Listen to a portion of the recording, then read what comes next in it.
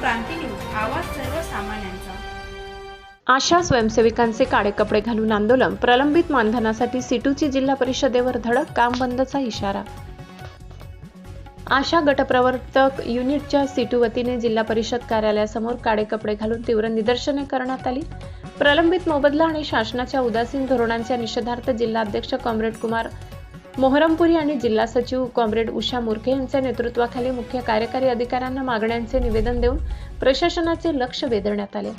राज्यातील आरोग्य व्यवस्थेचा कणा असलेल्या आशा स्वयंसेविका आणि गटप्रवर्तकांच्या न्याय मागण्यांकडे शासन जाणीवपूर्वक दुर्लक्ष करत असल्याचा आरोप आंदोलकांनी केला।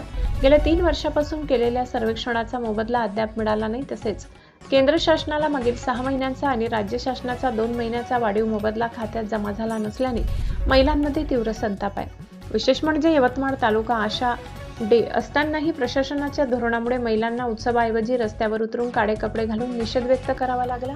निवेदनात प्रामुख्याने राज्य व केंद्र शासनाचा थकीत मोबदला फरकासह तातडीने देणे, दर महिन्याच्या 5 तारखेपर्यंत मोबदला पे स्लिप देणे, कोरोना काळातील कामाचा थकीत मोबदला देणे आणि पुणे जिल्ह्याप्रमाणे यवतमाळमध्ये हायकोर्टाच्या नियमानुसार ग्रॅज्युएटी लागू करणे अशा मागण्या मांडण्यात आल्या। त्या आंदोलनादरम्यान जिल्हा आरोग्य अधिकारी आणि पोलीस प्रशासनालाही निवेदन देण्यात आली।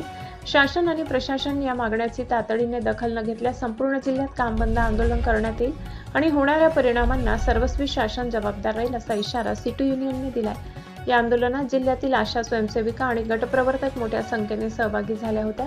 प्रशासनाने तातडीने ठोस पावले उचलून थकीत मानधन जमा करावे अशी आग्रही मागणी यावेळी करण्यात आली। महाराष्ट्र क्रांती न्यूजसाठी यवतमाळ तालुका प्रतिनिधी प्रमोद मेटांगे।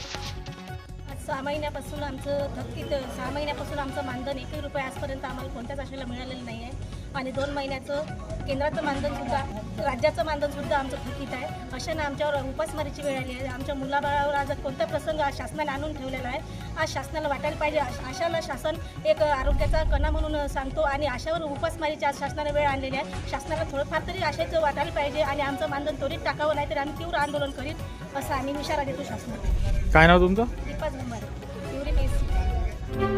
अशाच नवनवीन बातम्या पाहण्यासाठी आमच्या महाराष्ट्र क्रांती न्यूज या YouTube चॅनलला लाईक करा, सबस्क्राईब करा आणि बेल आयकॉनला प्रेस करा।